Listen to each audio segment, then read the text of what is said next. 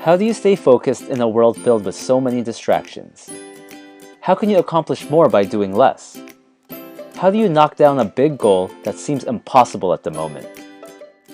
Hi, I'm Aaron Tupaz of Positively Brainwashed, and in this video I will cover The One Thing by Gary Keller and explain why not everything is equal, why multitasking is a myth, how disciplines can turn to habits, discuss how to make the most of our willpower, how to balance our work and personal lives, and lastly, talk about some important focusing questions to help us towards success.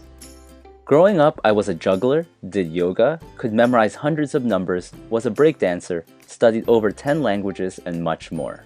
I was good at these things, but I never reached world-class level because I did too much and there wasn't enough time in the day. My mind was way too scattered. It would have been better if I had just focused on one thing. The lesson here is that we have only so much time that it's better to specialize than to be a jack of all trades. Like, not everyone deserves a gold medal in the Olympics. It belongs only to the people who put in the work, time, and was dedicated to their one thing. For Mike Phelps, it's swimming. For Usain Bolt, it's sprinting. It's very rare to find someone who is a master of more than one thing.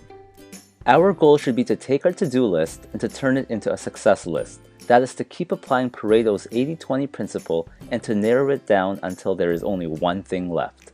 I made a video on the 80-20 principle and its many layers. Just remember not to get hung up on the numbers. In reality, it could be 90-20 or 65-10 or whatever. But once you establish your one thing, Gary says to aim to do it for at least 4 hours before doing anything else. The second myth is multitasking. This was just a term originally used to describe computers that could switch tasks in such a fast pace that it simply looked like they were doing multiple tasks at the same time. But unlike computers, we can actually do multiple things at the same time, like walking and talking. But like computers, we can only focus on one thing at the same time. Like, multitasking is just an opportunity to screw up more than one thing at the same time, like I just did. And it's one of the reasons tragedies like a toddler being left in the bathtub happens. But believe me, multitasking like juggling is just an illusion. In reality, I'm just catching and tossing one ball at a time. And remember, distractions from all our social media and cell phones can make us lose momentum. A 10-minute distraction can cost us another 10 minutes trying to get back to being focused. So do your one thing in an environment that you won't get distracted. People often think that we just simply need more discipline to accomplish more. But success is really like a short race or a sprint that's fueled by discipline just long enough for habit to kick in and take over. When you discipline yourself, you're essentially training yourself to act in a specific way. And so many times when you see others who look like disciplined people, what you're actually seeing is a person who's trained a handful of habits into their lives. Research from the University College of London suggests that it takes an average of 66 days to form a habit. So remember, once a new behavior becomes a habit, it takes less discipline to maintain. Try to build only one new habit at a time. Next, willpower is not on call. It's like a battery that can run out, and once it runs out, you will revert back to your default behavior. So Gary says to use our willpower first on what matters most, which is our one thing. I talk more about why our willpower is not reliable on one of my videos.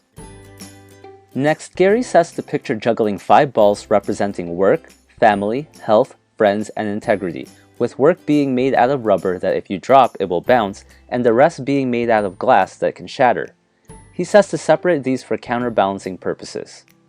Now, when it comes to work, it's okay to be out of balance and neglecting other less important things for a long period of time while you're focusing on your one thing. This is the only way to produce extraordinary results. But when it comes to your personal life, you can't neglect any of it for too long or you'll feel like you have no life. So what you want to do is ask yourself this focusing question. What's the one thing I can do such that by doing it, everything else will be easier or unnecessary? You can ask this question for any aspect of your work or personal life, for both short-term and long-term goals. But avoid asking questions like, what do I do next? Instead, think big and ask yourself what your someday goal is and then work your way backwards. Ask yourself, based on your someday goal, what is the one thing you can do in the next 5 years? Then based on your 5-year goal, what's the best thing you can do this year? Keep doing this until you have figured out what's the one thing you can do right now. As for me, My one thing I've chosen is to make videos like this and to positively brainwash the world. Now imagine your goals were like dominoes.